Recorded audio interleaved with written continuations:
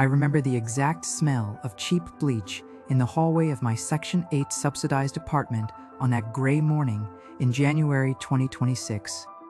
I was holding the annual housing inspection notice with trembling hands, knowing that any small mistake, any stain on the carpet, or a noise complaint from neighbors could put me on the street with my 2 kids. My bank account had a ridiculous balance of $12.70, and I was about to leave to clean someone else's mansion while my own life felt like a mess that not all the bleach in the world could clean up. I was just the maid, the invisible woman who entered through the back door, exhausted and trapped in a cycle of poverty that seemed eternal.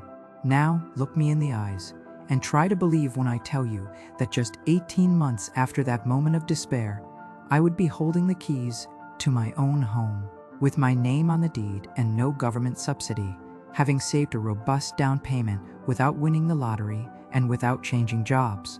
The key to this impossible escape wasn't luck, but an underestimated and almost invisible strategy. I started that same bleak January, something I called the $1 challenge, a method so simple most people laughed in my face, but which ended up being the only thing capable of breaking the chains of my financial past. If you believe that your current address does not define your future and you are ready to fight for the keys to your own life, go ahead and hit that subscribe button right now. We are building a community here that proves you don't need a 6-figure salary to build wealth. You just need a plan and the guts to stick to it. I want to know exactly who is in the trenches with me today. Stop what you are doing, go to the comments, and tell me what city and state are you watching from. Also, let me know one specific financial chain you are determined to break this year. Let's make this space our safe haven. To understand how I got the keys to my house, you have to understand the mud I was stuck in. My name is Maya, and in January 2026, I was 34 years old, scrubbing floors for a luxury cleaning service. I earned $16.50 an hour. On paper, I was employed, but in reality, I was drowning. My take-home pay was roughly $2,200 a month. My portion of the Section 8 rent was $550. A blessing, I know.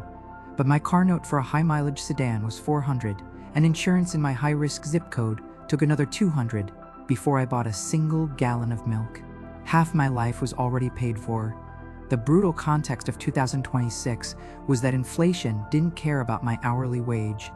A simple trip to Walmart felt like a robbery. I knew the price of ground beef down to the penny at 3 different stores. But the worst part wasn't the math, it was the normalization. In my neighborhood, receiving a disconnect notice was as common as getting junk mail. Everyone I knew, my neighbors, my cousins, the other girls at work, was one flat tire away from disaster. We were the working poor, the invisible engine that kept the city running, yet we were conditioned to believe that homeownership was a fairy tale, reserved for the people whose toilets we cleaned. I accepted this scarcity as my DNA, believing that struggling was just what people like us did. As a housekeeper, you become a ghost in people's most private spaces. They discuss bank accounts, business deals, and even their debts right in front of you because they assume you don't understand the language of money. But I was listening, and I started noticing a disturbing contrast between my world in Section 8 and their world in the gated communities. In my neighborhood, we treated loose change and single-dollar bills as nuisance money. Trash to be thrown in a man, junk drawer, or spent on cheap snacks just to feel a moment of relief. But in the mansions, I saw something different. I watched a client worth millions spend 20 minutes on the phone arguing with his bank to reverse a simple $3 service fee. I stood there, holding a mop, frozen by the realization that he fought harder for $3 than I fought for my entire paycheck. I was paying $35 in overdraft fees without blinking because I had accepted it as the tax for being poor. It hit me with the force of a revelation. The system is designed to strip us of our wealth $1 at a time, and I was helping them do it. I realized that while I was waiting for a lottery win to save me, I was letting my actual ticket out of poverty slip through my fingers, one ignored dollar at a time. The universe has a cruel way of testing your breaking point right when you think you are already on the floor. It happened on the last Thursday of January 2026. I had just finished an extra shift and was driving my 2014 sedan home in the pouring rain. The car had been making a rattling noise for weeks, the kind of noise you turn the radio up to ignore because you can't afford to acknowledge it. But that night, the radio wasn't loud enough. At a red light, the engine sputtered, choked, and died. I turned the key, praying to every god I knew, but there was only a hollow click. I was stranded 3 miles from home, in the dark, with a dead alternator and no roadside assistance coverage. The tow truck driver demanded $150 cash just to hook the car up. I didn't have it. I had to leave my car on the side of the road, risking a city tow, and walk the rest of the way home in the freezing rain, tears mixing with the water on my face. That walk broke me. I wasn't just crying because of the car. I was crying because I was 34 years old and didn't have access to $150 in an emergency. I felt like a failure as a mother and as a human being. The next morning, I had to do the one thing I swore I would never do again. I walked into a Payday loan store with neon lights buzzing in the window. I borrowed $400 to fix the car and get the impound released, knowing full well I would have to pay back nearly $600 within 2 weeks. I walked out of that predatory store feeling physically sick, clutching the cash in my hand. I sat in my kitchen, looking at the receipt, and felt a rage I had never felt before. I was done. I was done being a victim of my own circumstances. I was done paying 400% interest just to survive. I looked at the change the loan shark teller had given me, 4 single-dollar bills. Usually, those singles would vanish into a vending machine or a tip jar without a second thought. But in my anger, I grabbed a shoebox from my closet, taped the lid shut, and cut a thin slit in the top. I took a black marker and wrote "Freedom" on the side. I shoved those 4 singles through the slot. That was the moment the $1 challenge was born. The method was born out of scarcity, so it had to be simple enough that exhausted mind could follow it, but strict enough to force a change. I created 3 non-negotiable rules. Rule number 1, the physical ban. From that moment on, the $1 bill, George Washington, was dead to me as currency. If I paid for groceries with a 20 and got 3 ones back in change, those ones were not spending money. They were contraband. They had to go into the shoebox immediately upon entering the house. No exceptions. Rule number 2, the digital tax. Since we live in a digital world, I knew physical cash wasn't enough. I set up a rule that every time I swiped my debit card for a want rather than a need, like a coffee or a streaming subscription, I had to instantly transfer exactly $1 from my checking to a hidden savings account I nicknamed the Vault. It was a tax on my own consumption. Rule number 3, the scavenger hunt. I committed to finding $1 of waste in my budget every single day, whether it was canceling a subscription I forgot about, negotiating a cheaper phone rate, or choosing the generic brand of cereal. I had to find $1 and physically put it in the box. The first few weeks were absolute hell. My brain fought me every step of the way.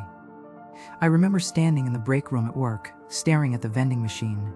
I was hungry, tired, and I had exactly $1 in my pocket. My stomach was growling, demanding a bag of chips. The old Maya would have spent it. It was just $1, right? Who gets rich by starving themselves of a snack? The voice in my head screamed that this was pointless, that saving $1 was like trying to empty the ocean with a teaspoon. I felt stupid. I felt deprived. I stood there for 5 minutes, clutching that wrinkled bill until I turned white. But then I remembered the walk in the rain. I remembered the smirk on the payday lender's face. I turned around, walked back to my locker, and put the $1 in my purse to take home to the box. That tiny victory, denying myself a fleeting comfort for a long-term goal, was the hardest thing I had ever done. It wasn't about the money. It was about killing the impulse that had kept me poor. I went home and shoved that $1 into the box, and for the first time, the sound of the paper hitting the bottom didn't sound like poverty. It sounded like a weapon. I was no longer just surviving. I was building an arsenal, $1 single at a time. I'm sharing this humiliation and this tiny victory because I know someone watching right now is holding onto a dollar bill, wondering if it even matters. It does. This story is real. These numbers are my life, and the shoebox is sitting on my shelf as proof. If you are tired of the theoretical advice from people who have never had to choose between gas and lunch, hit that like button right now. It tells YouTube that real stories matter. And I want to challenge you. Go to the comments and type, "I am starting today." Tell me one small thing you can sacrifice this week to feed your own freedom box. Let's hold each other accountable. We are just getting to the part where the math starts to blow your mind. The sound of the shoebox changed first. In the beginning, shaking it produced a lonely, hollow flutter, the sound of a few bills sliding against cardboard. But by the end of month 3, shaking that box produced a heavy thud. It was the sound of density. It was the sound of momentum. I had promised myself I wouldn't count the money until the 90-day mark, treating the box like a vault that couldn't be opened. On a Sunday evening in April, with the kids asleep, I finally cut the tape. I dumped the contents onto my bedspread. It wasn't a mountain of gold. It was a messy pile of wrinkled, stained, and folded George Washingtons. I started counting, smoothing out each bill. 1, 2, 3, 10 stacks of 50. The final count was $487 in physical ones alone. I sat back, stunned. To some, $500 is a dinner tab. To me, it was more than I had saved in the last 5 years combined. And the craziest part, I hadn't earned a single penny more at my job. That money had always been flowing through my hands. I had just been letting it leak out. But the real magic wasn't the $400. It was what was happening in my brain. The digital tax and the scavenger hunt had rewired my dopamine receptors. I became addicted to the game. I stopped seeing a $5 coffee as a treat. I saw it as 5 soldiers I was sending to die for a 10-minute buzz. I started seeing waste everywhere. I called my internet provider and threatened to cancel, saving $20 a month. That was $20 straight to the vault account. I started meal prepping with a ferocity that bordered on obsession, turning a $10 chicken into 4 days of meals. And every time I skipped the drive-thru, I transferred the difference. By month 6, the numbers started to get serious. The physical shoebox had overflowed. So I upgraded to a large glass jar.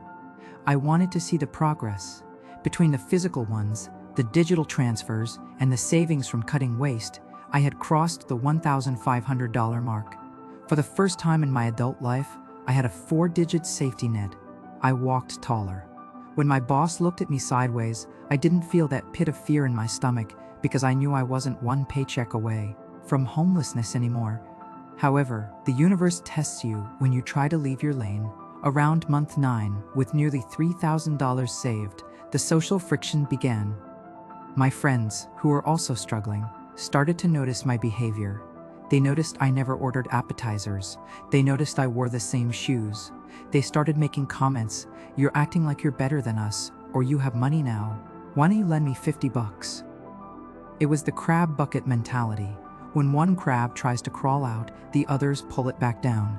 It was painful to say no to people I loved, but I realized that lending them money wouldn't save them. It would only drain me. I had to be selfish to be generous later.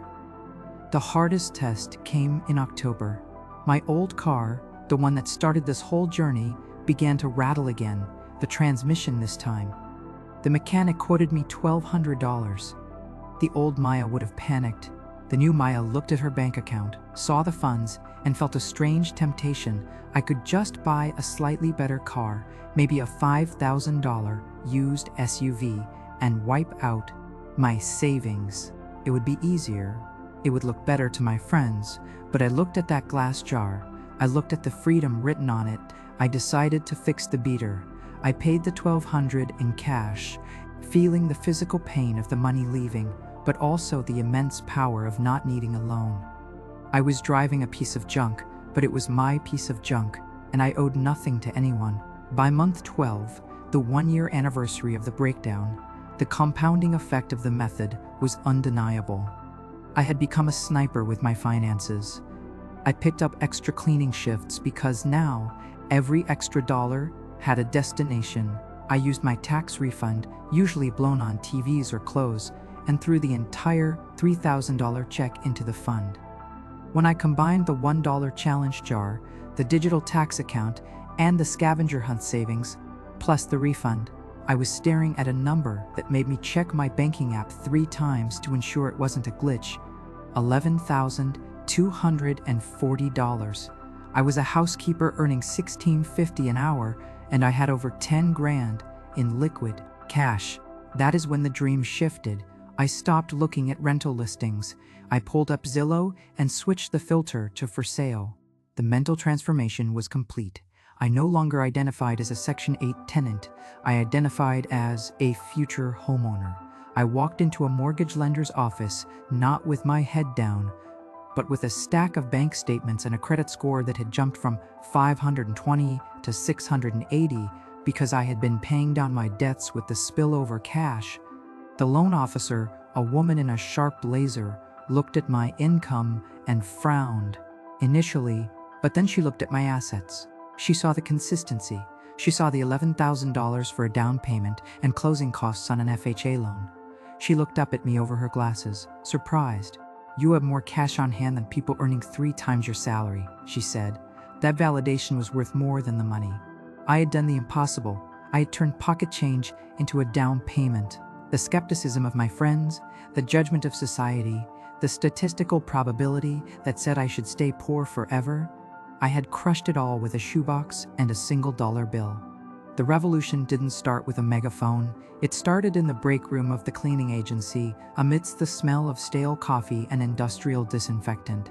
For months, I had been the weird one, the woman eating leftovers from a Tupperware container, while everyone else ordered takeout, the one who hoarded loose change like a dragon guarding gold. My coworkers, mostly other single moms and immigrants like me, used to joke that I was turning into a miser, but the dynamic shifted violently the day I casually mentioned I was pre-qualified for a mortgage. The room went silent. Spoons stopped clinking against bowls. Brenda, a 50-year-old woman who had been renting the same dilapidated apartment for 2 decades, put her sandwich down and looked at me with a mix of suspicion and desperation. "Maya," she asked, her voice tight, "how we make the same money? I know what you earn. Did you find a rich boyfriend?" I didn't say a word. I just unlocked my phone, opened my banking app, and slid it across the scratched table. Brenda stared at the screen for a long time. Then she looked at the crumpled $1 bill she had just pulled out for the vending machine. She looked at the bill, then back at my screen, and then at the vending machine. She slowly folded the dollar and put it back in her pocket. "Show me exactly what you did," she whispered. That afternoon, the $1 challenge stopped being my secret survival raft and became a lifeboat for the entire crew. I didn't have a whiteboard or a PowerPoint presentation. I had the back of a napkin, and 10 minutes before our supervisor came back, I explained the 3 rules: the physical ban, the digital tax, and the scavenger hunt. The beauty of it was that nobody could say I can't afford that. If I had told them to invest $200 a month in an S&P 500 index fund, they would have tuned me out instantly. That's rich people talk. But telling them to save a single crumpled bill, that was possible. That was within reach. It was an invitation to a game they could actually win. By the end of the week, 3 other women had brought in their own shoeboxes. We started a WhatsApp group initially meant for swapping shifts, but it quickly morphed into an underground financial support cell. We called it the Freedom Squad. The transformation in Brenda was the most dramatic proof that this method was contagious. Brenda was the queen of payday loans. She had 3 different loans cycling at once, robbing Peter to pay Paul every 2 weeks. She was drowning in interest. When she started the challenge, she was cynical. $1 won't fix a $5,000 hole, she grumbled. But she committed to the scavenger hunt rule with a vengeance. She started walking 2 miles to work instead of taking the bus, saving $3 a day, $3 that went straight into her jar. She stopped buying the daily lottery ticket she had purchased religiously for 10 years. "That's my tax on hope," she used to say. I told her, "No, Brenda, the jar is your hope." Now 6 months later, Brenda walked into the break room with tears in her eyes. She held up a letter. It was a paid-in-full notice from the most aggressive of her payday lenders. She had used her small change stash to kill a giant predator. The psychological shift in the room was palpable. If Brenda could do it, anyone could. The movement began to bleed out of the workplace and into our neighborhood. It was a silent, almost invisible rebellion. You could see it in the grocery store checkout line. Women from my block, who used to look anxious and defeated while counting coupons, now carried envelopes. I saw a neighbor, a young mom named Chloe, stop her toddler from grabbing a candy bar at the register. Instead of yelling or looking embarrassed, she knelt down and whispered, "Do we want this candy now? Or do we want to put $1 in the Disney jar?" The kid thought for a second and said, "The jar?" My heart nearly burst. We were breaking the generational curse in real time. We were teaching our children that money wasn't something to fear or to spend immediately before it disappeared. It was something to control. The local convenience store owner even commented on it. He joked that his sales of small impulse items, gum, sodas, single cigarettes, had dropped, but he noticed people were paying their tabs on time. We were disrupting the local economy of poverty. This wasn't just about saving money, it was about reclaiming dignity. For women like us, pink-collar workers, the help, the invisible workforce, society expects us to be disorganized. The system relies on our late fees. The bank's budget for our overdraft charges. The credit card companies depend on our minimum payments. By getting our act together, we were effectively going on a strike against the industry of debt. We started sharing secrets that are usually kept hidden in shame. In our WhatsApp group, someone would post, "Hey, the utility company has a forgiveness program for single moms. If you apply before the 15th, here's the link." Or, "Don't shop at the corner store for diapers. The pharmacy 3 blocks over has a generic brand that is half off." We became a collective intelligence. We stopped competing to see who had the newest sneakers and started competing to see who could fill their jar the fastest. The climax of this community expansion happened just last month at a backyard barbecue for my son's birthday. I looked around and realized that half the women there were homeowners or were in the process of buying. The conversation wasn't about drama or complaints about bosses. It was about interest rates, down payment assistance programs, and credit repair strategies. We were sitting on lawn chairs from Walmart, drinking store-brand soda, but the conversation was Wall Street. I saw Brenda showing another woman her credit score on her phone. It was a 710. They were high-fiving. A year ago, showing someone your credit score would have been like showing them a wand. Now, it was a badge of honor. The $1 challenge had done what 1,000 government programs failed to do. It gave us agency. It proved that we didn't need a savior. We just needed a system that respected our reality. We built a ladder out of the scrap wood of our finances, and we were climbing out of the hole together, $1 at a time. Sitting here today on the porch of my own home, watching the sunset paint the sky in hues of orange and purple, I realized that the physical keys in my pocket are actually the least valuable thing I earned over these last 18 months. The house is just bricks and mortar. It can burn down, it can be damaged by a storm. But the mental fortress I built, the philosophy that got me here, is indestructible. I have transcended the identity of the struggling single mom and entered a new realm of existence where I am the architect of my own fate. Looking back at the woman I was, in January 2026, paralyzed by fear and waiting for a savior, I realized that the greatest lie the financial industry tells the working class is that wealth is a matter of income. They tell us, go to college, get a better job, earn more, as if the only solution to a leaking bucket is to turn up the water pressure. But I am living proof of the inconvenient truth that the system is as terrified for you to know. You don't need a high income to build wealth. You need high efficiency. I bought this house on a cleaner's wage, not because I earned millions, but because I learned to capture the millions of pennies that were slipping through the cracks of my disorganized life. The traditional financial system is not designed to help us. It is designed to harvest us. It is an extraction machine that feeds on our impulsivity, our lack of literacy, and our exhaustion. Think about it. The banks charge us maintenance fees when we are broke, but pay interest to the rich. The credit card companies offer us rewards to lure us into 25% interest. Debt traps. The entire consumer economy is engineered to separate a tired worker from her hard-earned cash the moment she steps out of her workplace. They spend billions on algorithms to make us buy things we don't need, to impress people we don't like. The $1 challenge wasn't just a savings trick, it was an act of financial guerrilla warfare. It was a way of jamming a stick into the gears of that extraction machine. Every time I put $1 in my jar instead of a vending machine, I was staging a protest. I was reclaiming the fruit of my labor. I realized that being poor is incredibly expensive, and the only way to stop paying the poverty tax is to build a buffer of cash that allows you to say no to desperation. This journey has crystallized into a philosophy I now teach my children. Control the small, and the big will surrender. We are taught to look for home runs, the lottery win, the lawsuit settlement, the viral crypto investment. We are addicted to the idea of the big break, but waiting for a big break is a recipe for perpetual poverty. The truth is that wealth is built in the boring, invisible margins of everyday life.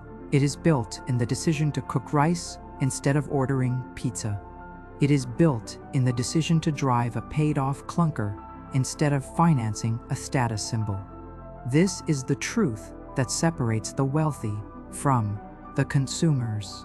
The wealthy understand that $1 is a seed. The consumers see $1 as a fruit to be eaten.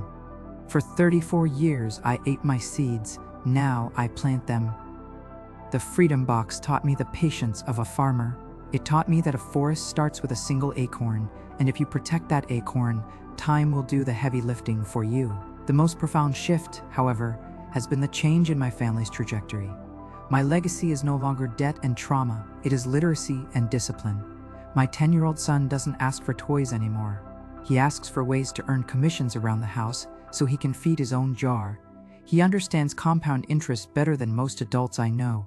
When I die, I won't just leave them to this house. I will leave them the manual on how to keep it. This is the danger of what we have done here. If the millions of invisible workers, the maids, the servers, the drivers, wake up to this power, the predatory lending industry collapses overnight. If we stop playing their game and start playing by our own rules, the rules of the shoebox, the rules of tangible cash, the rules of radical responsibility, we become ungovernable by debt. We become free, and a free woman is the most powerful force on this planet. I am no longer just Maya the housekeeper, I am Maya the cycle breaker, and the view from the other side of the cycle is beautiful. So, here is the bottom line. You do not need a promotion, a lottery win, or a husband to save you.